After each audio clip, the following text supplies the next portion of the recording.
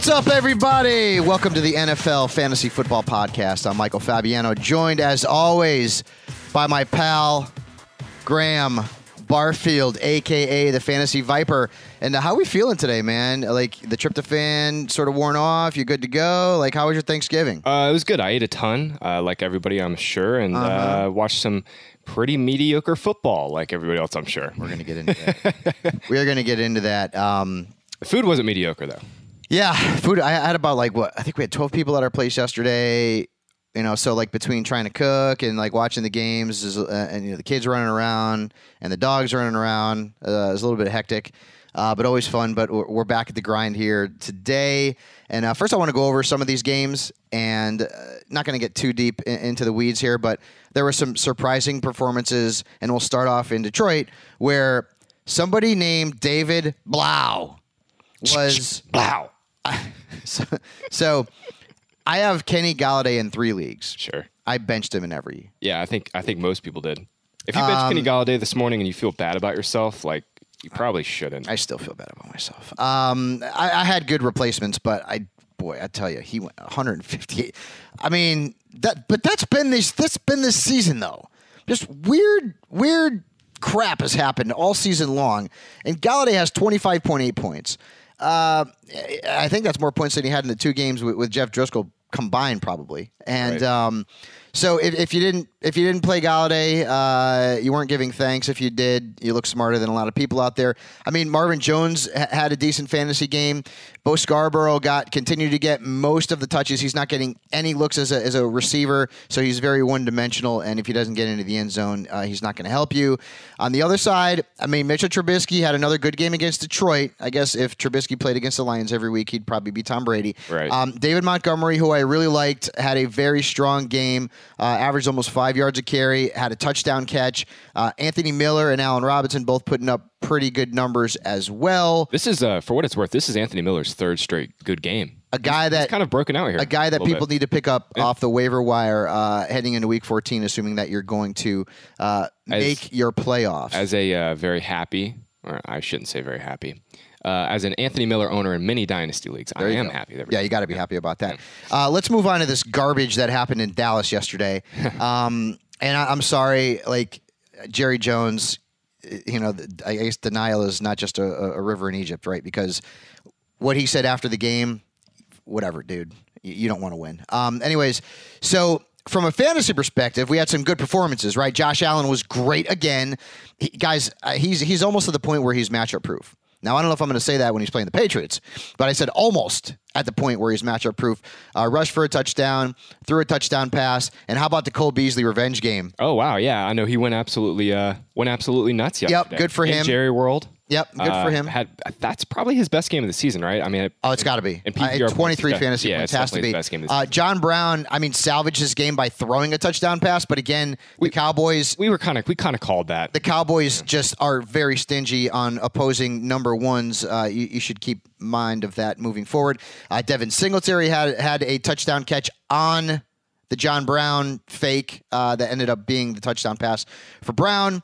And on the Dallas side, Dak Prescott had like the weirdest 355-yard passing game ever because he had 2 turnovers, and he ended up still scoring over 20 fantasy points, which I talked about. Like, people were like, "Oh, Bills defense, they hadn't played anybody, guys," and I get it. A lot of this was garbage time. It all counts.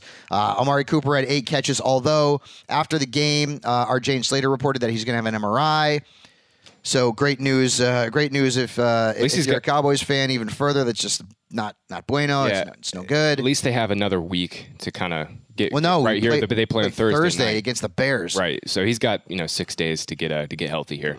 So Michael Gallup had a stinker. Yeah, Jason Gallup Witten had a good game. Yeah, Gallup was a little disappointing yesterday. I thought he'd have a really good game. Running opposite of Mark Cooper.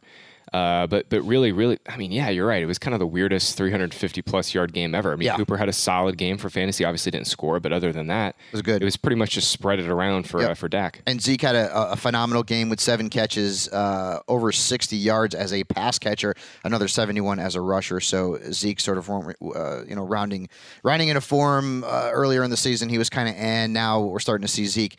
Now let's get to this Saints game in Atlanta, okay? This game may have ticked me off more than the Cowboys losing. Actually, I want the Cowboys to lose out because I want Garrett out. But so a lot of people were frustrated with Matt Ryan, including myself. And you and I had this conversation. Right. I just didn't like him. I mean, the offensive line, and he just doesn't look right. And there was a lot of times he ended up with 16 points, so not great. But I mean, his offensive line was trash. Yeah, Matt Ryan got no help last night. Crushed. And then, of course, no Julio Jones, which didn't help matters. Calvin Ridley had a big game, 8 catches for 91 yards. Devonta Freeman came back and really didn't do very much. Russell Gage, as long as Julio's going to be out, is certainly worth a look off the waiver wire. I think a lot of people had already picked him up. But if he's out there, depending on what happens with Julio next week, he could be worth a look. But let's talk about the Saints. Now, Atlanta's defense as a whole has been bad this year, right? I mean, they had the 2 weeks where they were really tough, one against Carolina and actually against the Saints too. Drew Brees, okay, and he had a good game against the Bucs, but Drew Brees was not good in this game, okay, from a fantasy perspective. Mm-hmm. He was outscored 18.5 to 11.3 by Taysom Hill. Wow. Yeah. Taysom Hill had 7 more points than his starting quarterback. Taysom Hill was a wide receiver on some daily sites yesterday, too. Yeah. Now, some people were on that. Breeze, good on them, has had fewer than 12 points in 2 of his last 4. He's got the Niners coming up next, and I don't know that I would trust him. And then he's got the Colts, and then on the road, outdoor road game, Tennessee. Drew Brees is not a must start. Drew Brees, he hurt you. He hurt you this week. Alvin Kamara was not great either. He busted off a couple of good runs, but he had 12 points. Yep. This is now his 7th straight game without a touchdown, which is just so bizarre for him. And Michael Thomas, worst game of the year. Michael Thomas right now, and of course we've only had 3 games. He got outscored yesterday by Cole Beasley, Anthony Miller, Russell Gage, and Christian Blake. Yeah, okay? Christian Blake. Christian Blake was the guy that had to run out there because Julio couldn't play. So, and I can't kill Michael Thomas. He's great, but this was a bad performance by the Saints offensively. In a way. He had 8 targets. He had a bad drop, too, out there. But Drew Brees only had to throw 30 times last night. I mean, it was a really weird game script in the fact that, they were ahead. Then they had all those 3 straight. You see those 3 straight onside recoveries that Atlanta. I know. Atlanta had late in the game. Young Hoku needs to have a camp on right onside kicks because that's another guy. I know we're talking about kickers, whatever, but I think he had around 8 fantasy points in this game. Yeah, he could have had a huge game. He missed 2 kicks. He could have had a huge game. Honestly, the Falcons were. I mean, if they. Bro, Will Lutz had 17 points. Yeah, Will Lutz had a monster. Don't tell me kickers don't matter. Sorry, Jake. Love you. Yeah, kickers matter. 4 huge kicks there. But really, the Saints just didn't have to do too much yesterday. I mean, Latavius Murray, again, only got 4 touches.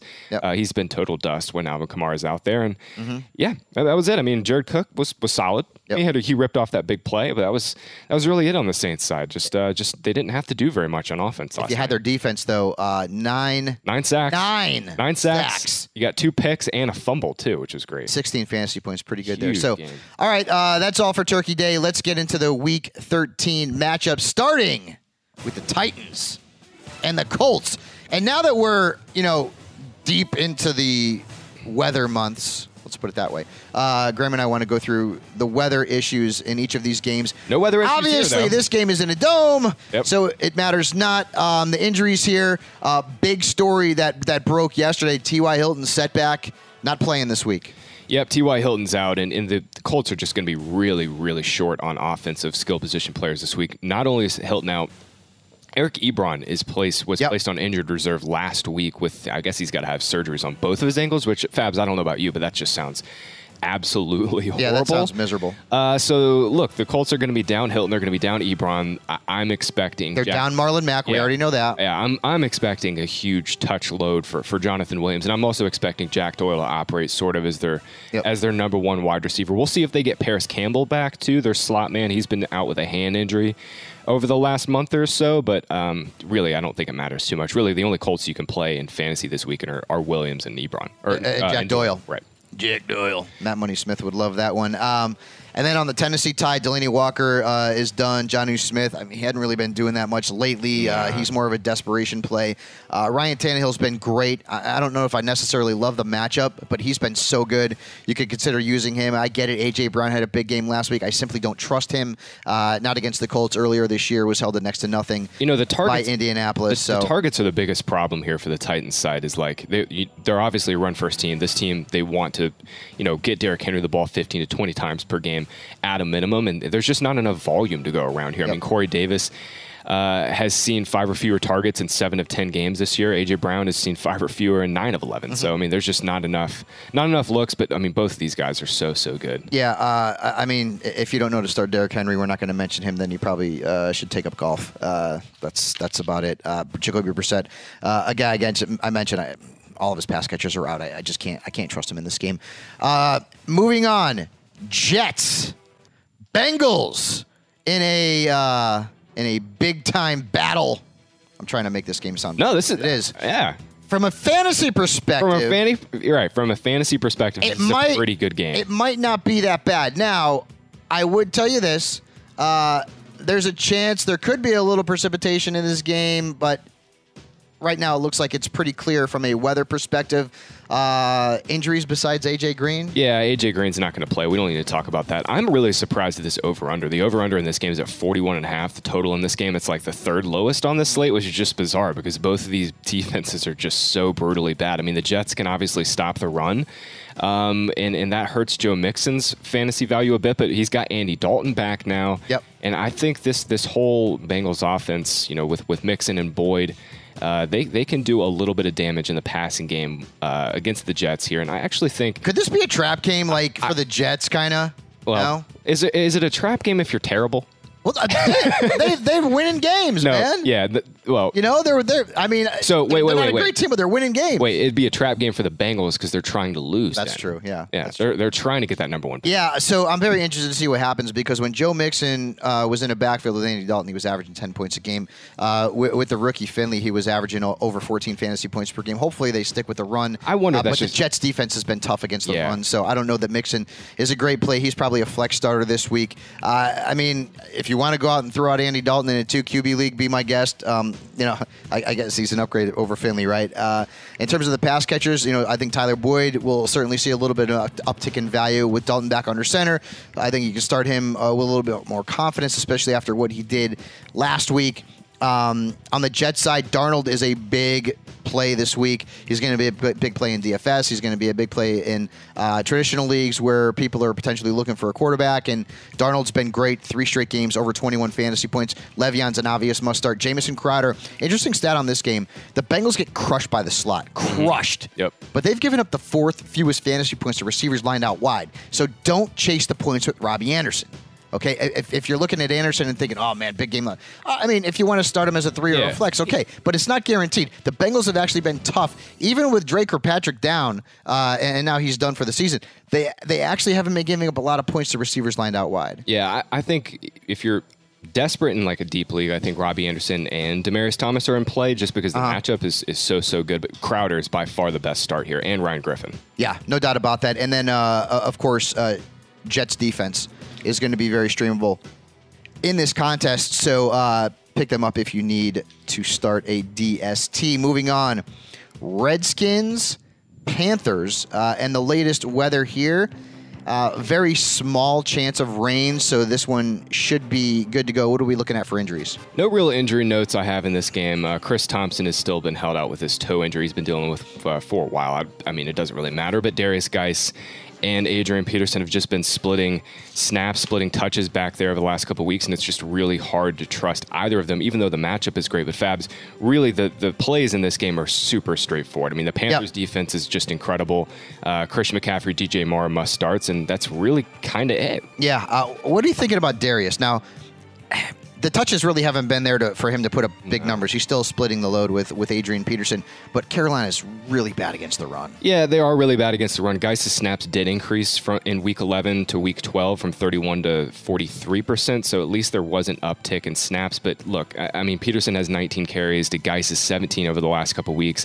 I just really have no interest trying to chase either of these Redskins backs, even though the matchup is fantastic, because we just really don't have a path to, over 12 touches for guys. Yeah, Terry McLaurin's fantasy points have gone up in 3 straight weeks. They haven't been great.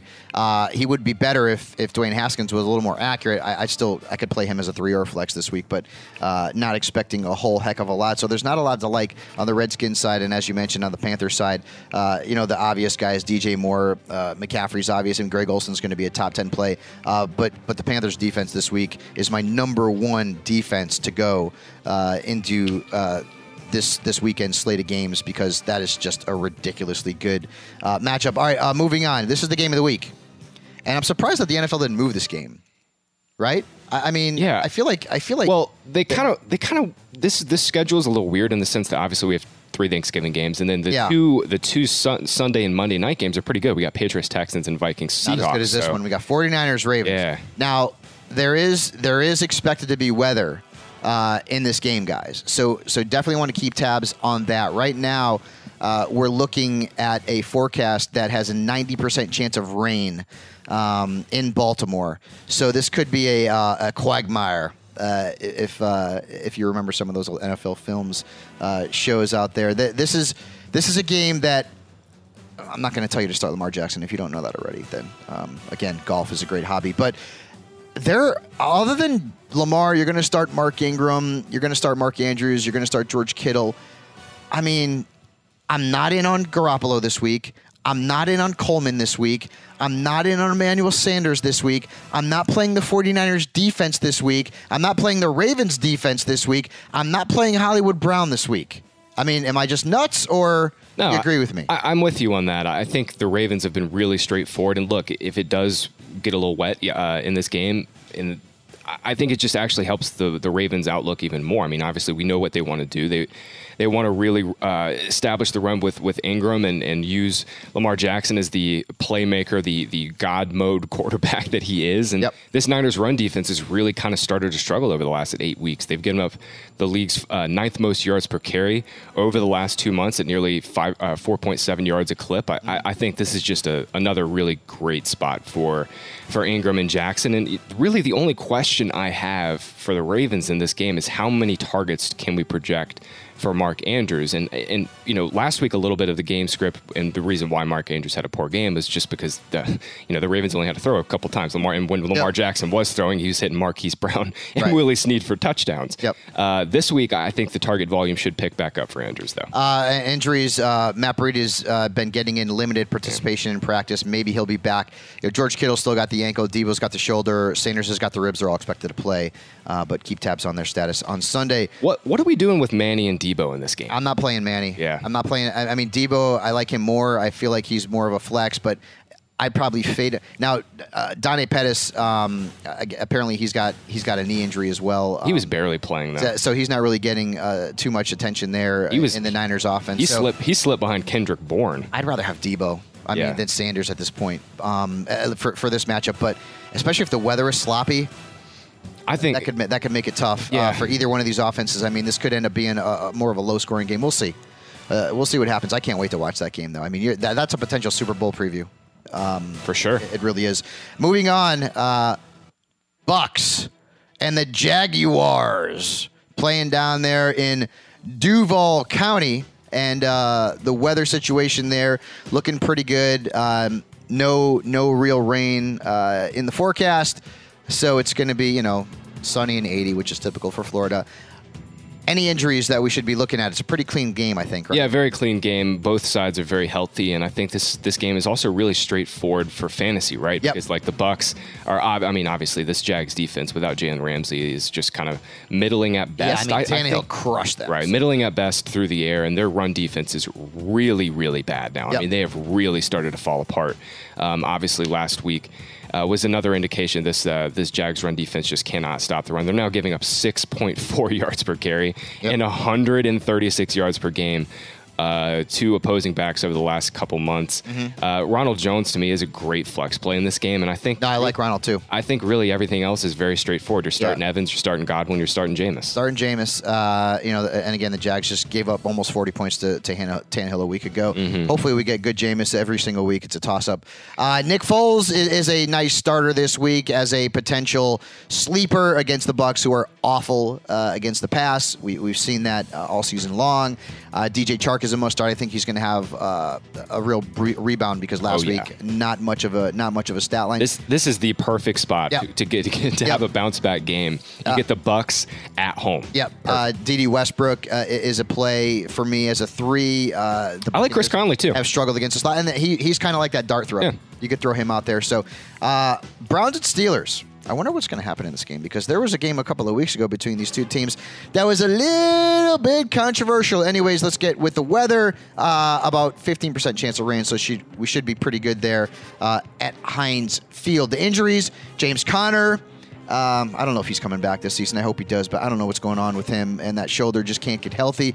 Juju Smith-Schuster is going to be a question mark. We'll find out more about him, and then maybe David Njoku gets back this week. Baker Mayfield, one of the hottest quarterbacks in fantasy football. Do you start him this week? Nope. I just think there's better streamers out there. I think I'd play Darnold over him. I'd play Tannehill over him this week. The Steelers have just been really, really tough through the air over the last couple weeks. Just been one of the best secondaries in the league since they've traded for Minkah Fitzpatrick, and I think I just think that's kind of Baker. This year he's been a matchup-based play. And this is not the right matchup to get him in your lineup. Exactly. The Steelers are giving up 12 fantasy points per game to quarterbacks at Heinz Field. So Baker's a fade. Better days will come because he's got some better matchups coming up. Here's another interesting one real quick. Would you play Foles over Baker? Yes. I think so too. Yep, okay. I would. Also going into the Browns wide receiver situation, where Jarvis Landry has become a more reliable option than Odell Beckham Jr. And I feel like that might end up being the case this week too. Against the Steelers a few weeks ago, OBJ was and Landry had, I believe, 14 fantasy points. The Steelers struggle against the slot. Obviously, you're starting both of those guys, Nick Chubb, Kareem Hunt. You can get those guys into your lineup as well. And for the Steelers, a lot of question marks, right? Because Duck Hodges is going to be starting, and you're not sure what you're going to get out of him.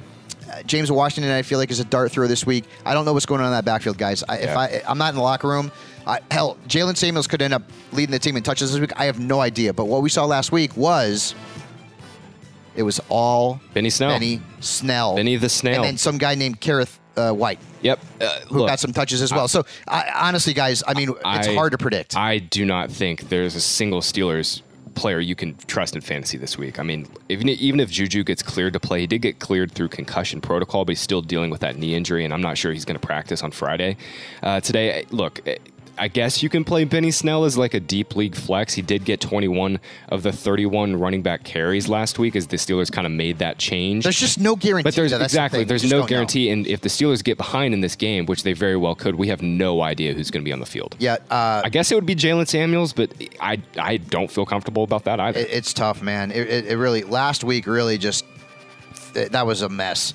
We all thought we kind of knew what was going to be going on with Jalen Samuels, with James Conner out, and that didn't happen. Maybe it reverts back to Jalen Samuels. We just don't know. Right. So start any Steelers running backs with extreme caution. All right, Packers and Giants. Now, Nabil, I wanted to wait to bring you in here because you are the resident Packers guy, and your team got crushed, okay? Like an Italian grape, all right? By an old lady. Smashed. Well, it was tough to watch. Yeah. You just absolutely ended Nabil's day, didn't you? No. It's a new week. The NFL's week by week. I want everyone around here to suffer like I am because the Cowboys stink and whatever.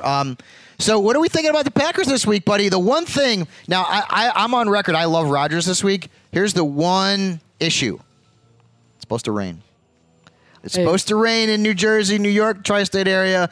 You're talking about 75% chance of rain. A little wind. Wait, Rodgers can play in the ice. He can play in the snow, so I think he can play in the rain. Okay. Thank you. All right, so your prediction for this game? 4 TDs for Rodgers. Ooh! You're such a homer. I saw Sam Darnold went off on them, so, This is an amazing You're such a homer.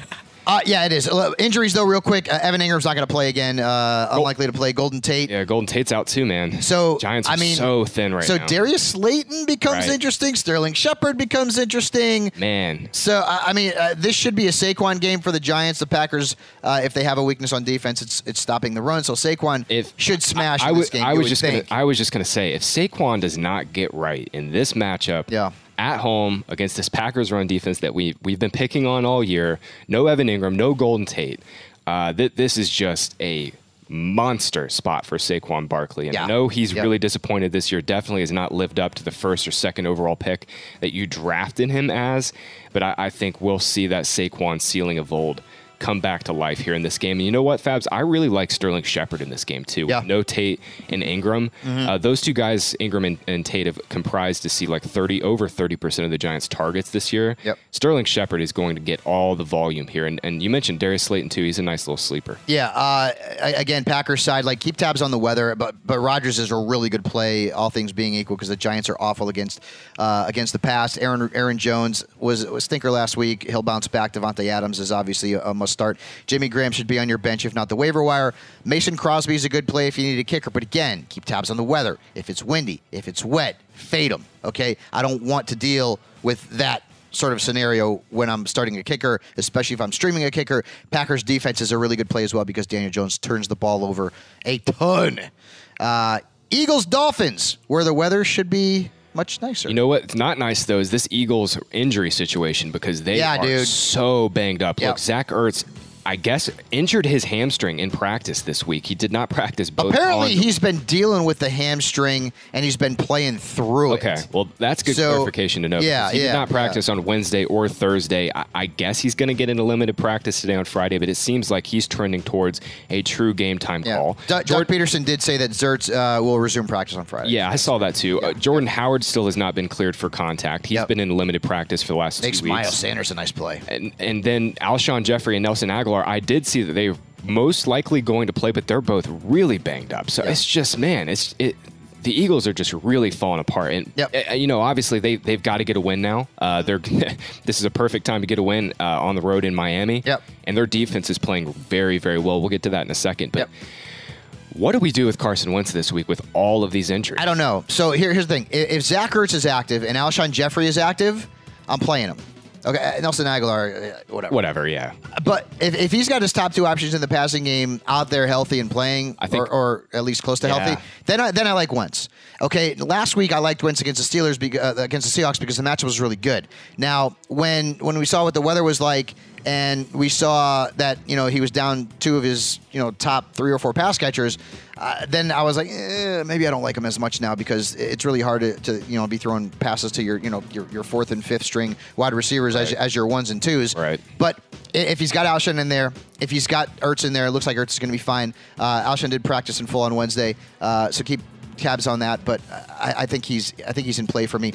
Assuming his guys are healthy, Miles Sanders is in play for me.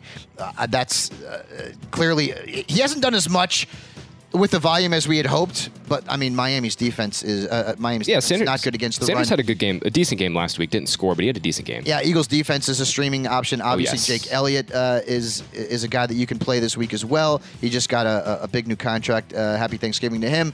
Now on the Dolphins side of the ball, Ryan Fitzpatrick. You may look at this matchup and think, wait a minute, the Eagles are really tough on quarterbacks. I wouldn't play Fitzpatrick. That's not the case. Okay, they are night and day, home and road. It's actually one of the odder trends that's gone on this year from a fantasy perspective when you're looking at the matchups. Now, the Eagles at home are giving up fewer than 11 points per game.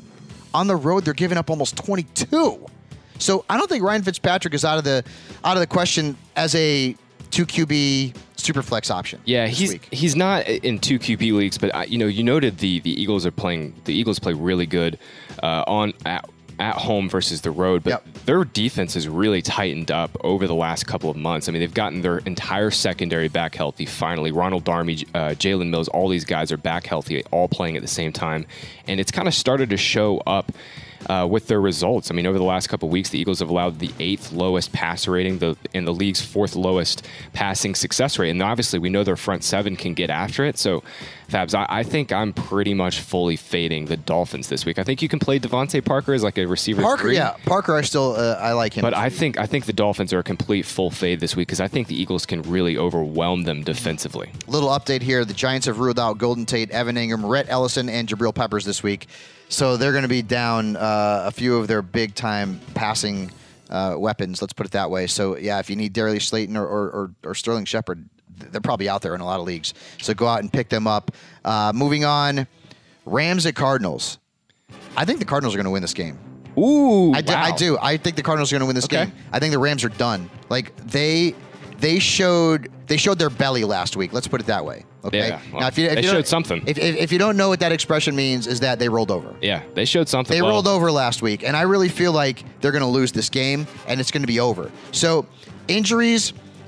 Gerald Everett is day-to-day. He's dealing with a knee. Right. And it stinks because this is a great matchup. You don't get a better matchup as a tight end than when you're playing the Cardinals. So, if he is out, Tyler Higbee becomes a guy that you could potentially use and grab off of the waiver wire. What are we looking at with Chase Edmonds? Yeah, Chase Edmonds. I think he's going to come back and play in this off this hamstring injury. Unfortunately, though, David Johnson, man, like he might be their number 3 running back this week. Can't play him. You cannot play David Johnson at all. I tweeted it earlier this week. Like you have to play dudes like Nyheim Hines over David Johnson now, which it sucks, man. Which really does suck. I'm not expecting Johnson to be on the field very much this week. I think we can expect Kenyon Drake to start, Chase Edmonds and DJ to mix in. But man, so what, I know a lot of people have dropped Jared Goff, and for good reason. I mean, obviously Jared Goff is probably not on many teams in like 10-team leagues, but this is just an amazing spot for the I don't even have him in my top 15. I get it. I mean, I get it. The matchup's good. All of his pass catchers are back healthy too now. I don't trust him. I don't trust him either. But he had all of his. There's no way you can trust him. I'm not saying we can trust him, but I mean, the Rams are. This is just an amazing matchup. If Goff doesn't put up at least like 18 fantasy points this week, then there's. I'm not really even sure what to say. I mean, I can't do it. I can't. Yeah, I can't do it, man. Jared Goff is dead to me. I think I would play. I know I would play Darnold and Tannehill over Goff, but like Foles versus Goff is really close because I think their range of outcomes is very, very similar. Yeah. Well, I hear you though. It's very, very tough to trust Goff this week. Like, could you play? Extremely tough. Yeah. I mean, you can obviously play Goff over Brissett. You can play over Mayfield, but it's. Yeah, I have him over the. But listen, you're playing with fire, guys. You're playing with fire. You're playing with fire with all the Rams. I do like Gurley. I get it. He was bad last week in the stat sheets. It wasn't his fault. It was game script. They were trying to get him the ball. He played on a season high 96% of the offensive snaps. That is the one thing you take as a positive from that game. That he is back to being the guy in that backfield. The whole plan was what? Rest him. Limit him during the first half of the season, and you gear him up towards the end when you're making your playoff run. It looks like that's what the Rams are doing. I don't trust any of their wide receivers except for Cooper Kupp. I mean, Robert Woods, I guess you could potentially use him as a 3. The matchup is good. I'll tell you what, man. The Rams scare me right now. They just scare me. Yeah, sure. They scare me too. And Jared Goff scares me too. But I think I have a little bit more confidence in at least their pass catchers of all 3 of them having good games because the Cardinals are just so trash, man. Like, they're giving up the 4th most fantasy points to opposing receivers aligned out wide and the 2nd most to opposing receivers aligned out of the slot. I mean, they're literally the best matchup you could possibly have, giving up a 70% completion rate to receivers aligned out wide and in the slot. I mean, this is just such a good matchup, and the Cardinals really don't rush. Like, they cannot pressure the passer that often. I mean, they have one good pass rusher. I hear you. I hear that Jared Goff, you can't trust Jared Goff, but I think we can play Cooks, Woods, and Kupp relatively safely this week. Because especially if Arizona keeps their foot on the gas and keeps the Rams throwing in this game, because Kyler Murray is a must start, right? He's a must start this week. He's matchup proof at this point. Yeah, you got to play him. What do you think about Christian Kirk, though? I mean, we would kind of think he would get the Jalen Ramsey treatment this week, right? Oh, man, that's a tough call because Christian Kirk plays exclusively in the slot. The Cardinals run a ton of 4 receiver sets. Yep. I guess, if I had to... Look, the Rams have been using Ramsey as a shadow piece, and if they were to say, okay, who are we going to take out in this game, it would be Christian Kirk, and Ramsey can go into the slot, and they have been using him in the slot in this game.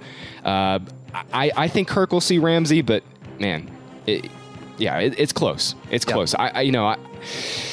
the matchup for me in this game, I think, comes down to Kyler's going to probably throw a ton here. If Christian Kirk gets shut down, where is the volume going to go? Does it go to Fitz, I guess? Mm-hmm. Because somebody is going to go off in this game, and I'm having a hard time figuring out who it is if it's not going to be Kirk. Yeah, I don't have Kirk in my top 20 this week. I say he's a flex at best this week, and if he gets the Jalen Ramsey treatment, well, that could be bad news for his fantasy owners. No weather in that game, by the way, because they're inside.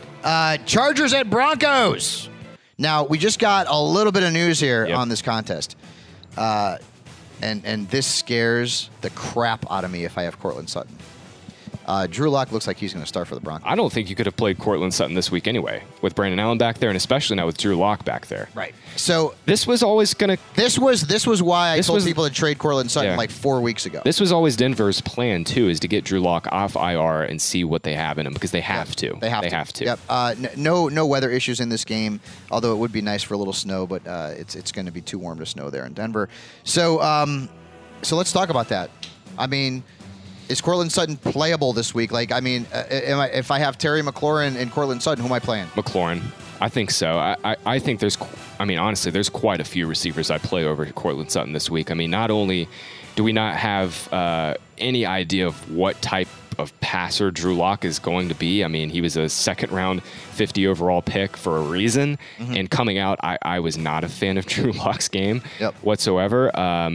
Not only does he have to deal with Drew Lock, Courtland Sutton is going to get, he's going to see a good bit of Casey Hayward and Desmond King, who are very, very good boundary corners in this Chargers pass defense. Where you attack LA is through the middle, and Courtland Sutton is exclusively running his routes almost entirely on the outside. Fabs, over the last 8 weeks, the Chargers have allowed the second fewest fantasy points to opposing receivers aligned out wide. Only the Patriots have been better. There's no way you can play Sutton this week. Yeah, it stinks, too, because he's such a talented guy. Now, I do think you can play Phillip Lindsay with confidence. Agreed. Because they're going to give him the football. Oh, yeah. And he is a guy who's been getting about 60% of the snaps the last couple of weeks. Last week, I think it was about 56. So they're using him as more of a featured back than Royce Freeman. And the Chargers are hot garbage against the run. So start Phillip Lindsay this week, no question about it. Chargers side of the ball, Phillip Rivers should be dead to you. You don't want anything to do with him. I don't know what's going on with his arm. I don't know what's going on with his accuracy. He's got 7 picks in his last 2 games. This guy is barely getting over 10 fantasy points lately. It's been an absolute disaster. So Rivers is a fade for me, especially in Denver. You don't want to mess with that Broncos defense against quarterbacks. I mean, the only quarterback that's done anything against them this year, if memory serves, is Kirk Cousins. That's it. Yep. They've given up 5 touchdown passes to quarterbacks at home this year. So you don't want anything to do with him. Keenan Allen is still in play for me. Mike Williams is not. Hunter Henry is in play for me. The Chargers defense is in play for me as well. Definitely. Against Drew Lock. And then Melvin Gordon and Austin Eckler are pretty out. Real quick, because it sounds like we have the same read on this game with Keenan. I don't know if Chris Harris Jr. is going to shadow him, because Chris Harris has been playing outside more this year. Right. Chris Harris last year in previous years was exclusively a slot I would player. expect him to be on Mike Williams more. I think so too, and that kind of helps out Keenan Allen's projection here. I think we can play Keenan pretty safely, and I think he will be really low owned in DFS this weekend. Yeah, no doubt. Raiders and Chiefs, another a little AFC West battle here. Chiefs come in looking to continue to destroy the Raiders. They are going to go nuts. The Raiders looking to bounce back after getting crushed by the Jets. The injuries in this game, we already know Hunter Renfro's banged up. Damian Williams, we may be seeing a lot of LaShawn McCoy. I really hope that Andy Reid gives Darrell Williams the ball. I really hope he does. That's the thing. So earlier this week, there was a report, obviously, Damian Williams has not practiced all week. He does not look like he's going to play with that rib injury. Mm-hmm. But I read a report this week that the Chiefs want to try and get Darwin Thompson a few extra touches. No, look, give it to Darrell Williams. I know, right? But at the same time, this just follows the MO of this Chiefs backfield all year. There is not a clear-cut lead back here. Yep. I mean, I guess LaShawn McCoy, we can project him for maybe 12 to 15 touches in this game, but they're going to get Darrell Williams and Darwin Thompson involved here. That's my point. I still don't think you can trust any Chiefs back, because Andy Reid and they might have a different game plan. They might play Darwin Thompson 20 or 30 snaps this week. We don't know. Darrell Williams might get some run. We really don't know. So I don't really think we can trust anybody but Fabs. This is just, could you get a better matchup at home against the Raiders for Tyreek Patrick Hill? Mahomes is going to lead a lot of people into the playoffs, man. My Kelsey, goodness. Tyreek.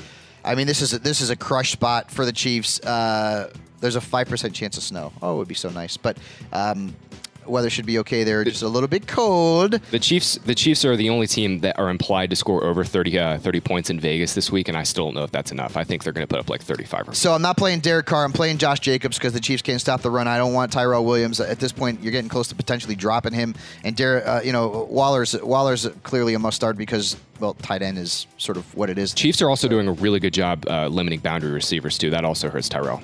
Dude. So good. Yeah, they've been really good. So good against boundary receivers.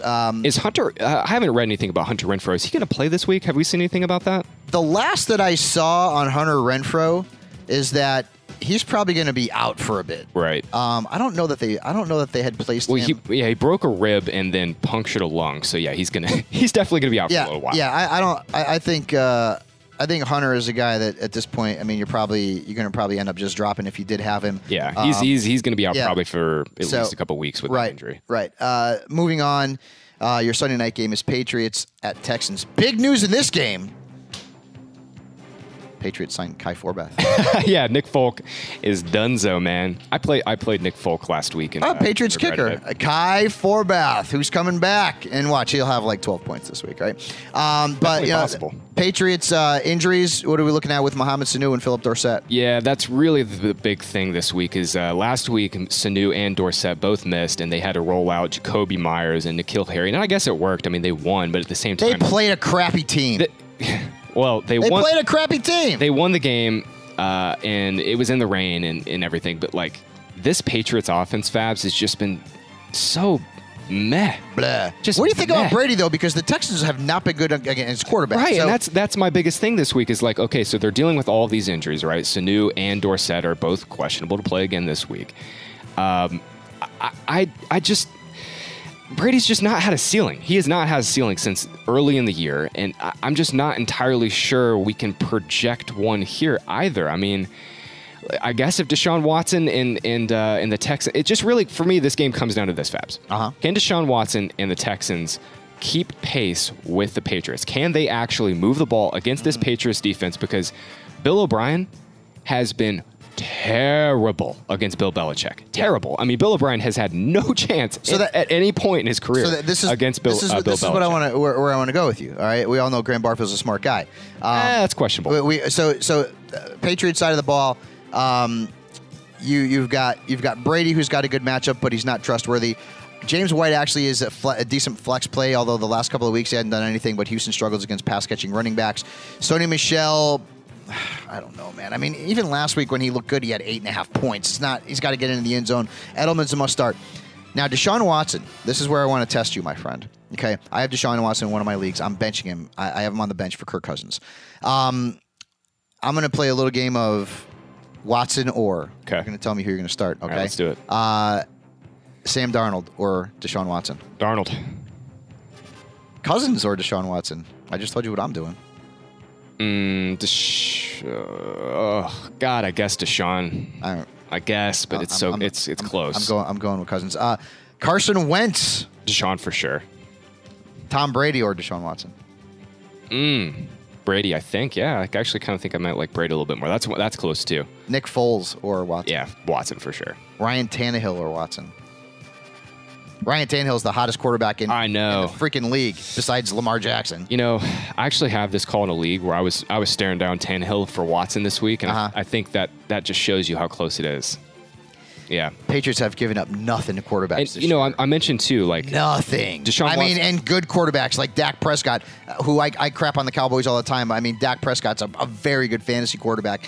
And so in two previous meetings, and granted, both of them were in Foxborough for Deshaun Watson. This game is at home. Yeah. But in two previous meetings against the Patriots, Deshaun Watson combined in 2 games has completed 58% of his passes, 3 touchdowns, 3 picks. That's a 77 QB rating for 5 sacks and 3 fumbles. Yeah. I mean, He's gotten 40 yards rushing in both of these games, too. That's the thing, is like, if Deshaun Watson has a terrible day as a passer, which is very, very plausible in this game, he can more than make up for it on the ground. I mean, and you could make the argument that the Patriots haven't played a lot of great quarterbacks. They haven't. Dak is a very good quarterback. They gave up a monster game to Lamar Jackson. So you could make an argument that Watson remains, a must start. It depends on what you have as an alternative. Watson is not a must-start for me this week. I don't think he's a must-start either, but I'm still going to go back to him as like a low-end QB1 this week, just because the scrambling is so good. We saw it with Josh Allen yesterday. I mean, even though Allen had one of his best games of the year, but these guys who continue to create with their legs, it just doesn't really matter in some of these bad matchups. Like, they can just make up for it with their legs. Watson just scares the crap out of me because, like, Watson is so... He's all or nothing, man. Like, Watson is one of those quarterbacks that can win you a week or absolutely crush you in a week. There's really been very little in between with him. So start Deshaun Watson with caution this week. Carlos Hyde is a fade for me against the Patriots. I mean, nobody's been tougher against fantasy running backs in New England, so I don't want anything to do with Carlos Hyde. Nuke Hopkins, obviously you got to play him. That's going to be a fun matchup to watch this week. Nuke Hopkins, Stephon Gilmore, Patriots defensive backfield. Will Fuller, despite the fact that he had a huge game the last time he was out there, I don't want anything to do with him against the Patriots. I'd fade him this week as well. Patriots defense, what are we thinking? I mean, Houston's offensive line is not that great. No, I would definitely play Pat's defense this week just because Deshaun Watson, you mentioned their offensive line, agreed, is bad. Real quick, too, Philip Dorsett did clear the concussion protocol, I think yesterday on Thanksgiving. Okay. So they'll get him back. So that kind of does help, I guess, a little bit. They're getting a field stretcher back on the field for Brady. Just real quick, wanted to note that. Okay. Final game. Vikings at Seahawks. Injuries. I mean, we're looking at Adam Thielen. I don't know what the heck's going on with him, guys. But I have no idea. I probably wouldn't play him. Yeah. You can't wait until. No, you can't wait. You can't wait till Monday night. I mean, honestly, what are you gonna do? Unless you have Metcalf and you can maybe see. I was gonna see if you have Metcalf or you're just totally desperate and you absolutely have to have Thielen, I guess you could pick up like Josh Gordon or BC Johnson and just wait. But I have no idea what's going to happen with Adam Thielen this week. It seems like he's a true game time call, and because this game's on Monday night, I don't think you can wait. Yeah, Vikings side, I think it's pretty self-evident. Dalvin Cook, Stephon Diggs, and then Kyle Rudolph. This is a great matchup for Kyle Rudolph. The Seahawks, as much as we crap on the Cardinals, and they deserve to be crapped on, the Seahawks are not good against tight ends either. And if Adam Thielen is out once again, Kyle Rudolph is a tremendous play. Now let's get back to Kirk Cousins, and I feel like Kirk Cousins is underrated.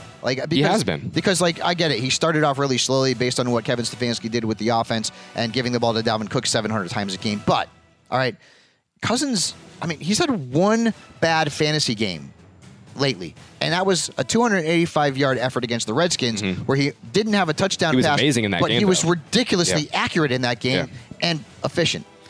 The Seahawks, this is not the Legion of Boom, my friends. This is a defense that's allowed a top 10 fantasy quarterback in 4 of its last 6 games, okay? 3 other quarterbacks they have faced this year have finished in the top 14. And Kirk Cousins is playing at a high level right now, guys, and I get it. Oh, Kirk Cousins in lights, prime time. Was that game against the Cowboys in prime time? I seem to 20 points. Remember that. 20 points. Seem to remember that. Kirk Cousins is a good play this week. I mean, I have him in my top 10. I'm not saying he's a high-end QB1. I have him at the low end of the QB1s. Yeah, but I've said I'd play him over Deshaun Watson this week. I think he's good to go. Now, the biggest question mark in this game from a fantasy perspective, Seahawks backfield. What are we doing? I have no idea. It's so hard. People come to us and think we have the answers. No. If I could get into the locker room of all 32 NFL teams every single week, number one, I'd probably start my own website, okay? But number two, we'd have a better idea of what's going on. We can't watch practices of all these teams. We don't know what's going to happen. And you know what? Sometimes the coaches don't know what's going to happen. I would expect Chris Carson to play. If Chris Carson goes out there and just plays tremendous football, then Rashad Penny could get phased out altogether. Yeah. If Chris Carson fumbles again, or if he struggles, we see more Rashad Penny. So the only thing I can really offer in terms of insight here is Rashad Penny last week played the best game of his career by far. I thought Penny looked explosive. I thought he looked sudden. I thought he had the same speed and burst that I loved coming out of college with him. The issue now becomes I have no idea who's going to play. I have no idea who's going to start. I mean, Pete Carroll and the Seahawks have backed their guy, Chris Carson, all year, no matter the fumbling. But it seems like now that Rashad Penny's healthy, mind you, Penny was dealing with a hamstring injury for most of this season. Yep. And it seems like he's over that and healthy now. And, Seahawks are going down the stretch here. Chris Carson's handled nearly 300 touches already this year. Like, I could totally see a situation where Carson doesn't get phased out of this offense necessarily. I mean, Carson's already got over 240 touches. He's on pace well over 300 touches this year. I'm not saying Carson's going to be phased out of this offense. But last week, Carson played 51% of the snaps. That was by far the lowest snap rate he's had in months. I really don't know if you can trust Carson here. But the issue, Fabs, and the matchup's bad too. The matchup's not great. Yeah. The issue is there. Are there other running backs that you theoretically have on your team that you could play over Carson? I have one league where I got to play him. I mean, I have to. Like, I'm not playing Benny Snell over him. I'm just not. No, you can't do that. I'm not doing that. So I'm not playing Carlos Hyde over him. So that's sort of where we're at. We're gonna be very interested to see what happens with that backfield. Would you play? This is probably pretty obvious, but Ronald Jones over Carson? Yes, I agree. Yeah. James White. That one's close. No. Yeah, I think so too. Nope. Miles Sanders for sure, right? Yep, Miles Sanders for sure. Yeah. Okay. Tyler Lockett, not a great game last week, but also, I mean, they flew into a hornet's nest last week. That Eagles defense is nasty at the link. So obviously he's a start. DK Metcalf is a nice, quote unquote sleeper. I don't think he's a sleeper anymore. The Vikings have struggled against boundary receivers, and Jacob Hollister is a really good play. Don't fret that he didn't have a big stat line last week. It should have been much better. Russell Wilson sailed a pass over his head in the end zone. Should have had it. He did. Also keep in mind that this season, no team in the National Football League has seen more targets against them, the tight ends, than Minnesota. They're averaging over 6 catches a game. They've allowed the 4th most receiving yards to tight ends this year. Hollister remains a very good play in this contest, and the weather should be fine. Actually, for Seattle in end of November, December, it's actually going to be pretty decent. That is surprising. 40 degrees. That's surprising given the storm that just. And if you're looking for a kicker, Jason Myers is a nice streamer this week. No question about that. So Seahawks, Vikings, that should be an interesting game. There's a lot riding on that game. And 2 quarterbacks in that game in Russell Wilson and Kirk Cousins. And I know neither one is going to win the MVP. It's going to be Lamar Jackson. At least he should. But these guys are playing at a very, very high level. All right, so that's our look at the Week 13 fantasy matchups, guys. And now you know what time it is. Are you ready? It's Fantasy Bold Prediction time. God, I love Matt Money Smith. He has one of the best voices in the business. He sounds like a guy who had been smoking Benson and Hedges since he was 15. But I mean, you want to talk about, a lot of people talk about how Tiger Woods was born, with this talent to play golf, and others have been born with the talent to succeed in sports and other things.